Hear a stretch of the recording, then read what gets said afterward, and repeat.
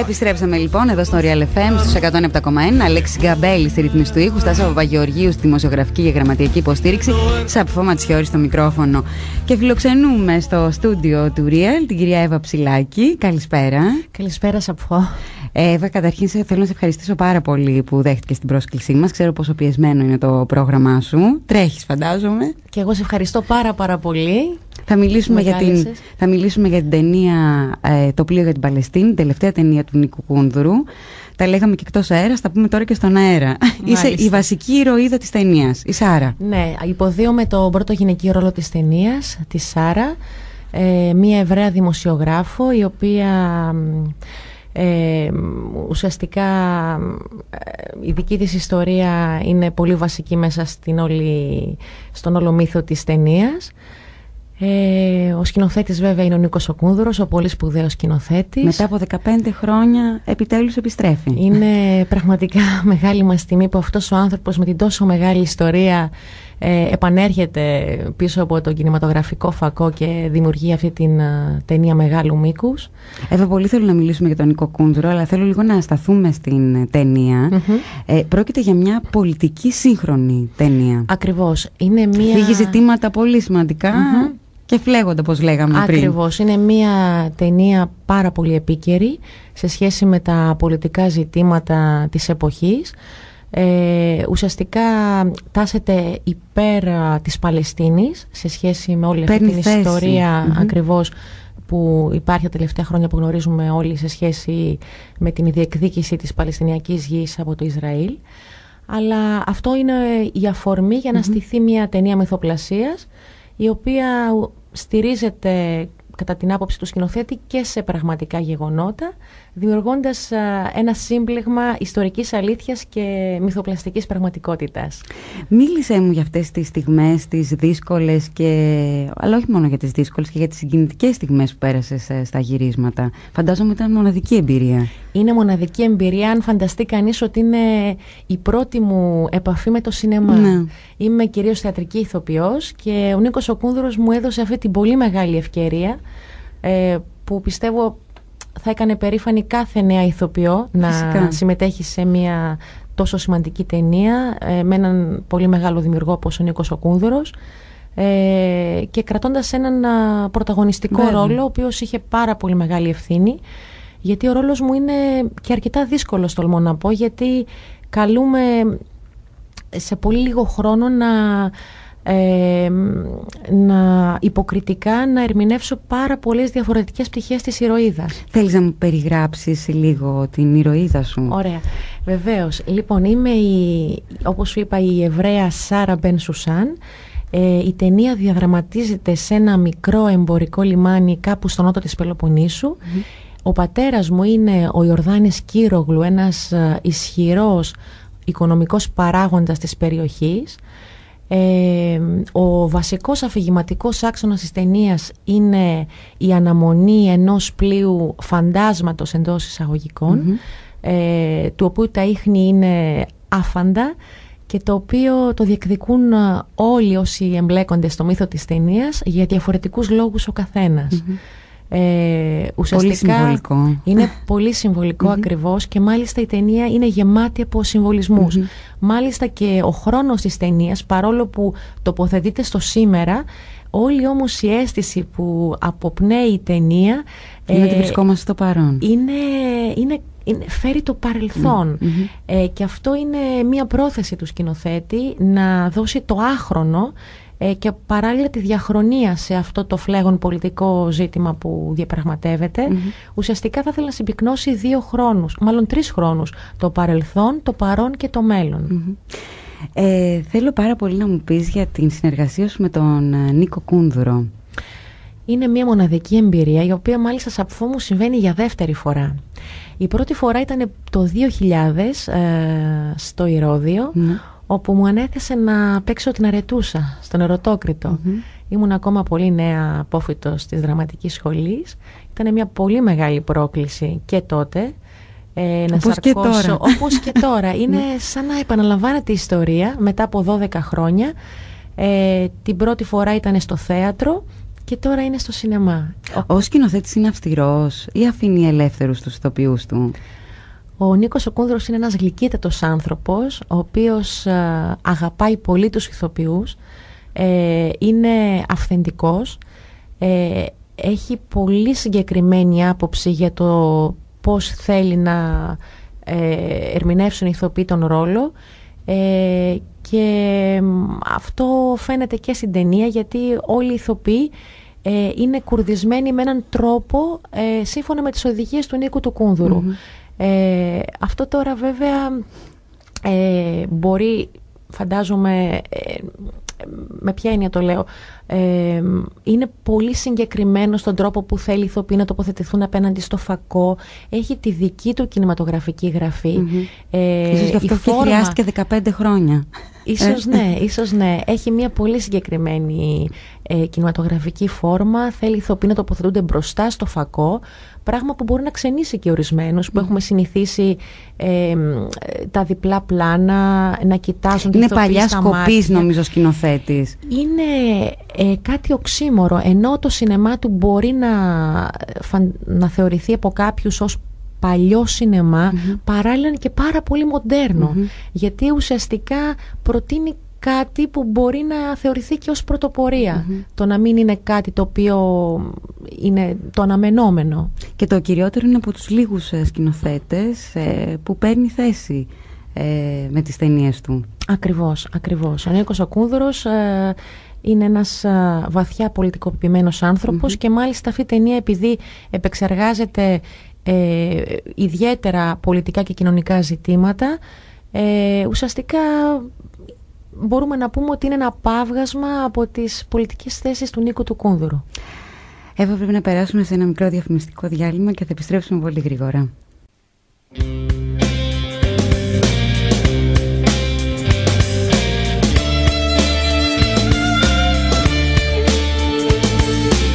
Άσπρο και μαύρο βιάζουν το φως στην αυγή.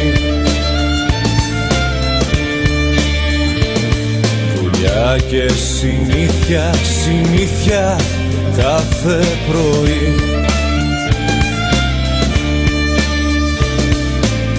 Ένα τηλέφωνο μπλέκει γραμμές διαρκώς. Κώδικας ξένος και λιψός.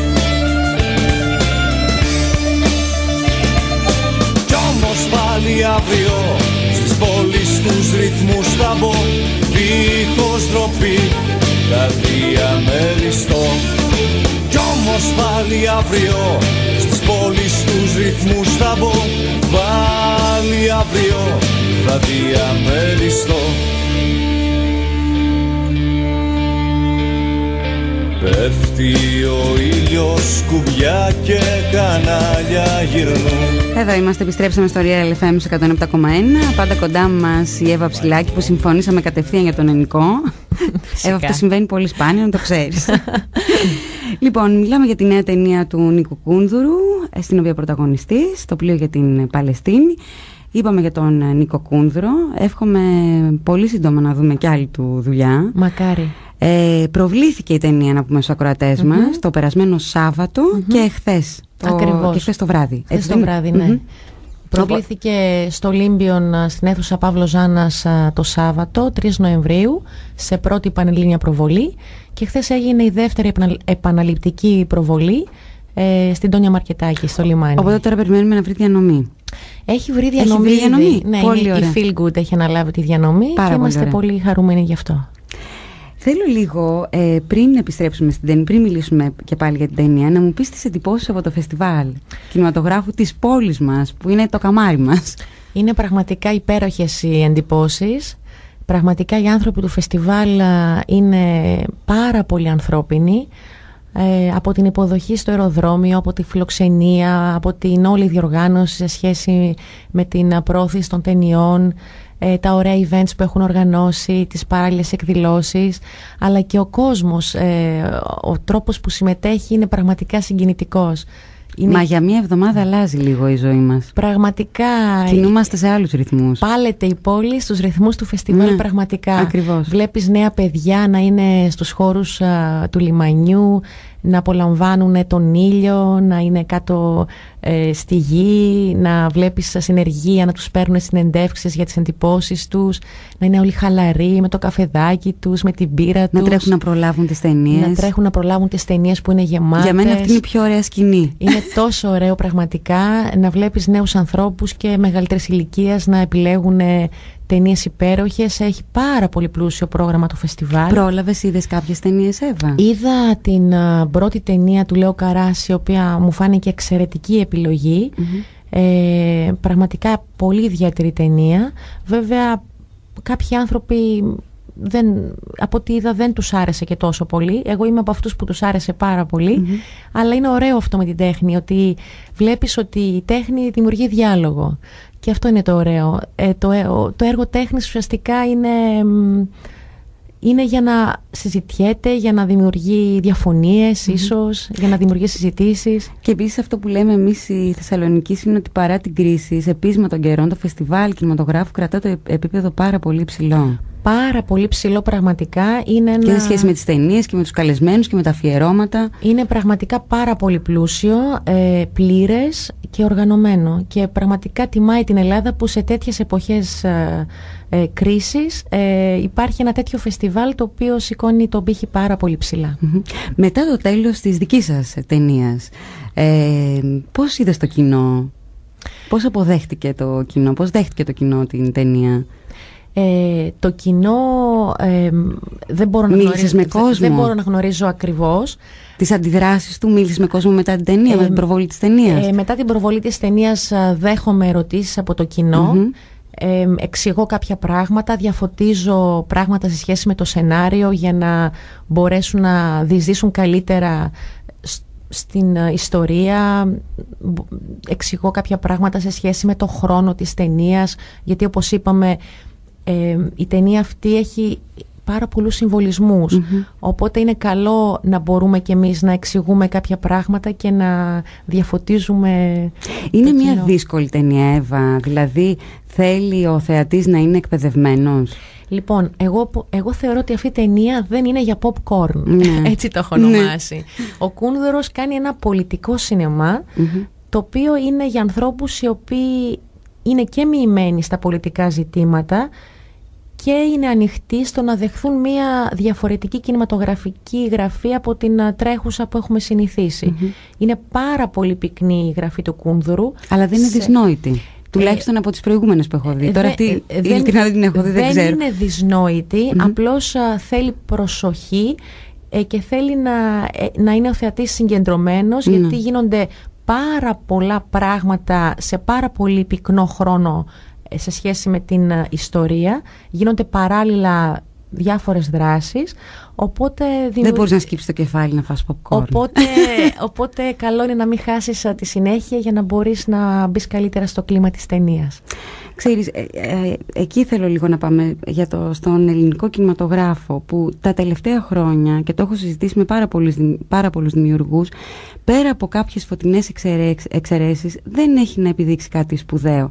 Βέβαια, εντάξει, δεν μιλάμε για το Λάνθιμο, δεν μιλάμε για τον Κούτρα, δεν μιλάμε για τον Κούνδρο τώρα. Εσύ τι πιστεύεις, ποια θα είναι η πορεία του από εδώ και πέρα? Θα δούμε σπουδαίες ταινίες στο μέλλον? Θεωρώ ότι σε εποχές κρίσης συμβαίνει ένα παράδοξο. Οι δημιουργοί, οι πραγματικοί δημιουργοί βρίσκουν διέξοδο να κάνουν σπουδαία πράγματα καλλιτεχνικά. Φτάνουν όμως στον κόσμο? Αυτό είναι και αυτό θέμα, έχει να κάνει με την πρόθεση και την επικοινωνία φυσικά. Και τη διανομή. Είμαστε μια μικρή χώρα, η αγορά μας είναι μικρή, κακά τα ψέματα, και η γλώσσα δεν βοηθάει. Παρ' όλα αυτά βλέπουμε ότι υπάρχουν φωτεινές εξαιρέσεις, ο Γιάνναρης, ο Κούτρας όπως ανέφερες, ο Γιάννης ο Οικονομίδης. Υπάρχουν σκηνοθέτες που κάνουν ωραία πράγματα και καλό είναι να δίνεται βήμα σε αυτούς τους δημιουργούς να εξελίσσονται, να προσφέρουν έργο, και στους νέους δημιουργούς είναι ωραίο να δίνεται βήμα. Δεν υπάρχουν πολλά χρήματα αυτή τη στιγμή και δεν υπάρχουν χρήματα για ξόδεμα. Οπότε ίσως είναι και καλό που συμβαίνει αυτό κατά κάποια έννοια, γιατί οι άνθρωποι που πραγματικά έχουν τρομερή ανάγκη να εκφραστούν διαμέσου της τέχνης θα βρουν τη δίωδο να το κάνουν και να φτάσουν στο κοινό που τους ενδιαφέρει. Με αρκετούς ανθρώπους που κουβέντιασα από το χώρο του κινηματογράφου μου είπαν ότι αυτή η κρίση που περνά εδώ και χρόνια ο ελληνικός κινηματογράφος οφείλεται στο σενάριο, ότι δεν υπάρχει καλό σενάριο. Καλούς σκηνοθέτες έχουμε, απλά νομίζω ότι δεν έχουμε δυνατούς σεναριογράφους, δυνατές πένες. Εσύ συμφωνείς με αυτή την άποψη?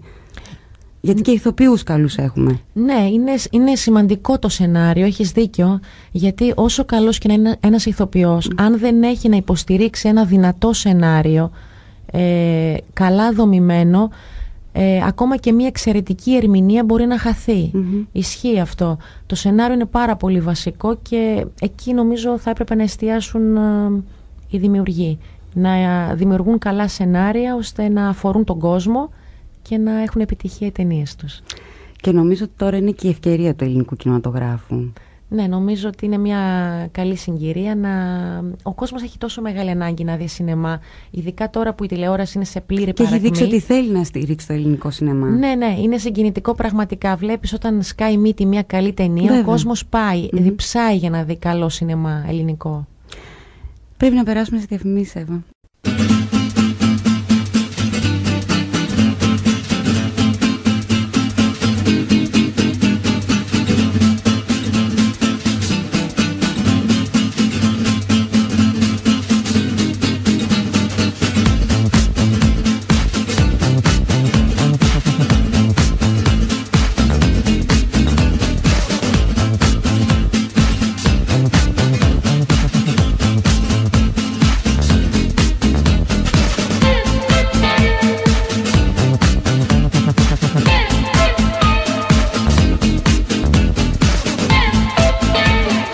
Έχουμε μπει στο τελευταίο 20 λεπτό της εκπομπής μας. Ακούτε πάντα Real FM στο 107,1. Τώρα ακούτε φυσικά η Mumble.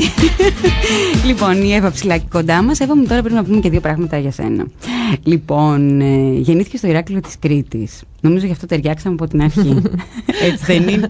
Νομίζω ότι μοιάζουμε σε πάρα πολλά.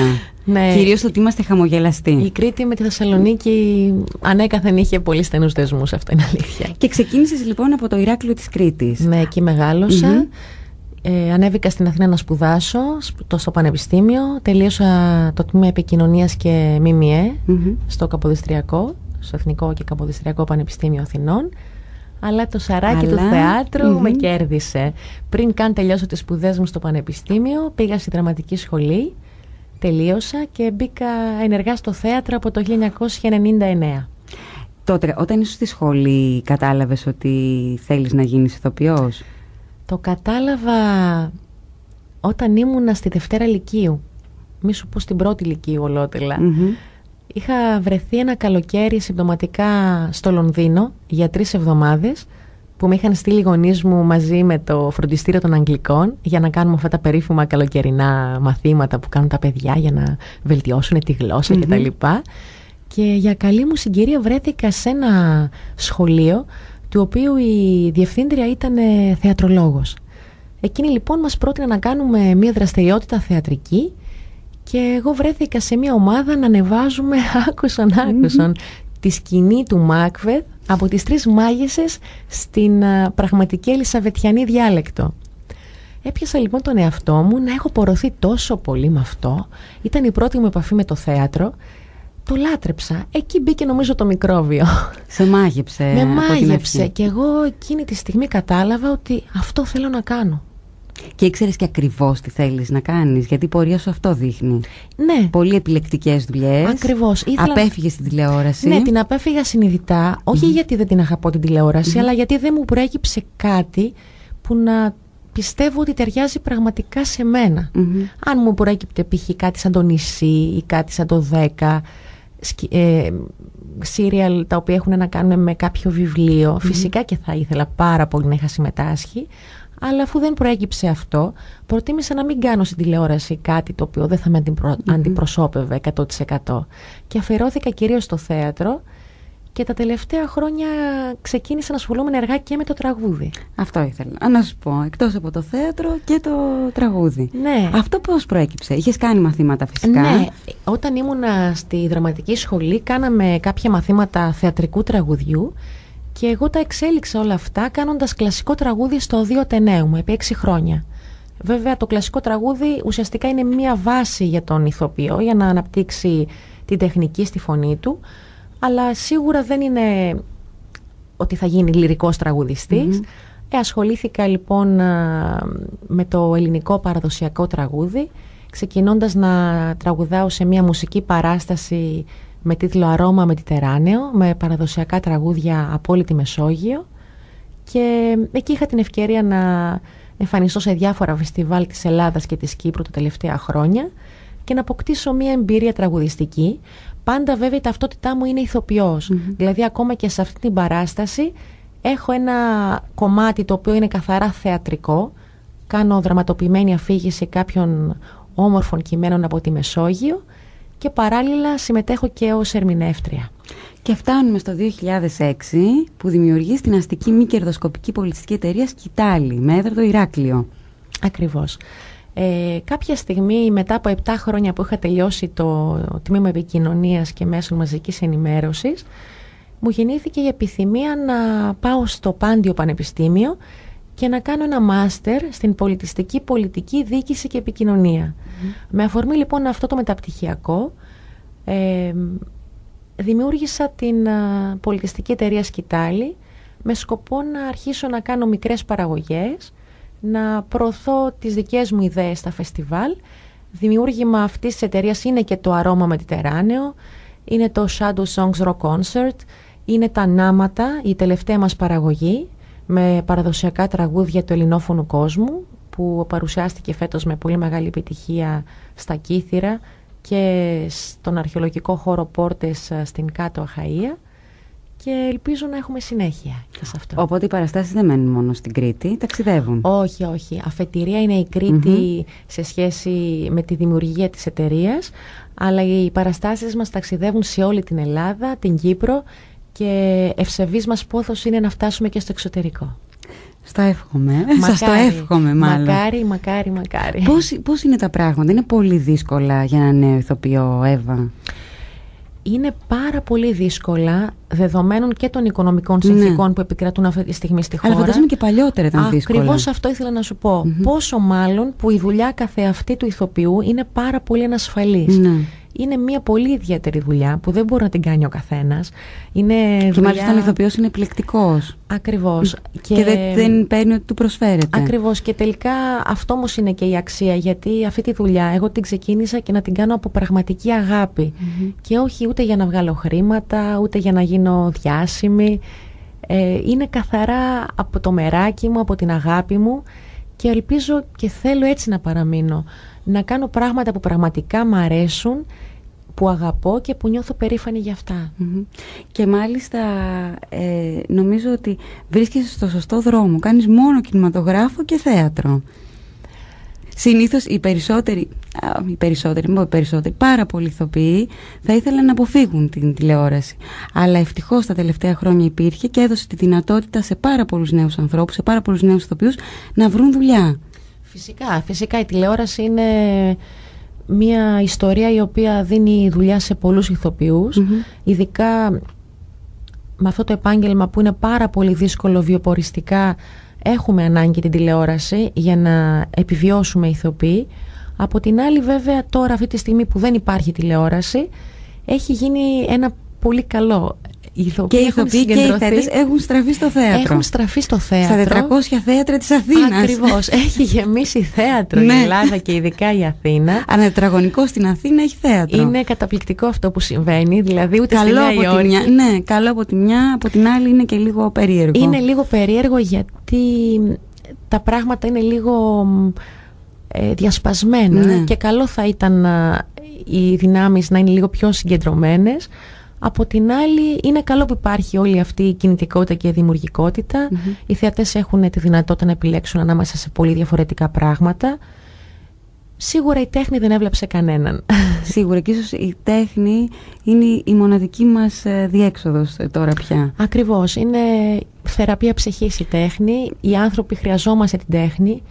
Είναι το καταφύγιό μας. Αρκεί να μην είναι ακριβή η τέχνη. Ναι, και ευτυχώς οι άνθρωποι που κάνουν τέχνη και οι επιχειρηματίες και οι θειασάρχες έχουν βάλει νερό στο κρασί τους.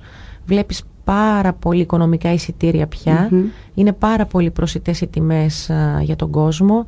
Υπάρχουν ειδικές τιμές για ανέργους, για φοιτητές, για ανθρώπους άνω των 65 ετών. Υπάρχουν μέρες που είναι πολύ πιο οικονομικά τα εισιτήρια.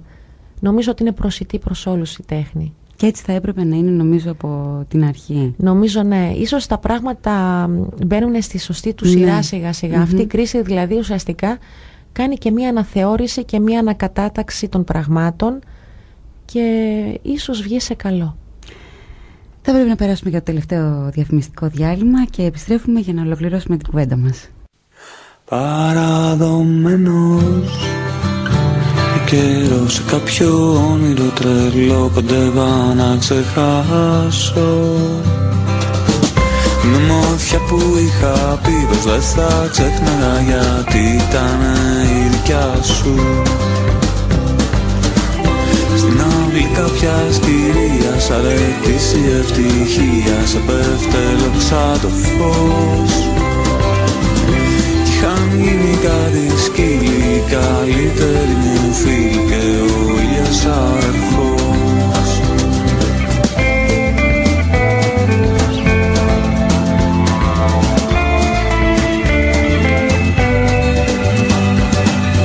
Σαλακωμένος ουρανός, ο κάμπος μελαγχολικός, μα κάπου εκεί στο βάθος μια ίδια χτίδα μαχαιριά κάποιο άλλου κόσμου τα κλειδιά φωτίσε κατά λάθος. Η Εύα Ψηλάκη κοντά μας. Μιλάμε για θέατρο, για τραγούδι, για κινηματογράφο, είπαμε και για τηλεόραση. Αν και νομίζω ότι αν ήταν μία φορά δύσκολο να βρεθεί σε κάποιο τηλεοπτικό σύριαλ, τώρα είναι 5 και 10 φορές περισσότερο. Δεν ξέρω πια την πορεία της τηλεόρασης, πώς θα εξελιχθούν τα πράγματα λόγω της κρίσης και αν θα δούμε ξανά δουλειές σαν το 10 ή σαν το νησί. Μακάρι να μπορούσαμε. Και εμείς το ευχόμαστε ηθοποιοί πάρα πολύ αυτό. Είναι πάρα πολύ μεγάλη χαρά για έναν ηθοποιό να παίζει σε τέτοιες παραγωγές. Από την άλλη, ας αφαιρωθούμε όλοι στο θέατρο, στο σινεμά. Ίσως είναι ευκαιρία να μην διασπαζόμαστε τόσο πολύ και να συγκεντρωθούμε στη δουλειά μας την πραγματική, την υποκριτική. Εύα, συνεργάστηκες με πάρα πολύ σημαντικούς ανθρώπους, με πάρα πολύ σημαντικούς δημιουργούς, όπως ας πούμε την Ελένη Καραΐνδρου, την οποία θα δούμε σύντομα στο Μέγαρο Μουσικής, ένα αφιέρωμα για τον Θόδωρο Αγγελόπουλο. Σε ευχαριστώ. Λοιπόν, να πούμε ότι έχει ετοιμάσει αφιέρωμα το Φεστιβάλ Κινηματογράφου στο Θόδωρο Αγγελόπουλο. Θα προβληθούν 3 ταινίες, το οποίο στην Ομίχλη, Θίασος και Ταξίδι στα Κύθυρα. Ναι. Ωραία. Και στο Μέγαρο Μουσικής η Ελένη Καραΐνδρου θα βρίσκεται εκεί για να ακούσουμε μουσικές από τις ταινίες του Θόδωρου Αγγελόπουλου. Μίλησέ μου για τη συνεργασία σου με την Ελένη Καραΐνδρου.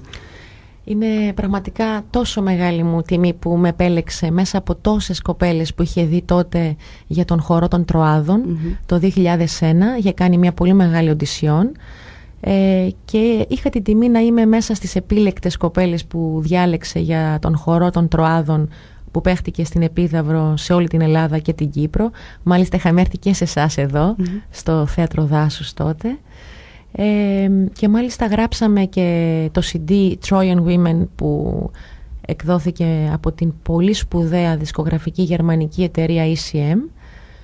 Πραγματικά η Ελένη Καραΐνδρου, τι να πει κανείς για αυτήν. Είναι μια σπουδαίοι άνθρωποι, σπουδαία καλλιτέχνης, που κινούνται τόσο σιωπηλά, όπως ο Κούνδουρος, η Ελένη Καραΐνδρου, ο Κώστος Τσιάνος. Είναι άνθρωποι που με τη ζωή τους έχουν δείξει ότι πώς πραγματικά πρέπει να είναι ένας καλλιτέχνης. Ακριβώς, είναι μια ολοκληρωμένη πλήρης καλλιτέχνης που δεν χρειάζεται να κάνει τίποτα περισσότερο πέρα από το έργο της. Το έργο της μιλάει από μόνο του. Είναι υπέροχος άνθρωπος, ήταν από πάνω μας επί 4 μήνες στις πρόβες, με φοβερή αγωνία, με φοβερή προσήλωση για να μας κατευθύνει. να βγάλει το καλύτερο αποτέλεσμα από τα χωρικά που είχε εμπιστευτεί σε εμάς, να τα ερμηνεύσουμε. Δοτική και γενναιόδορη. Ακριβώς.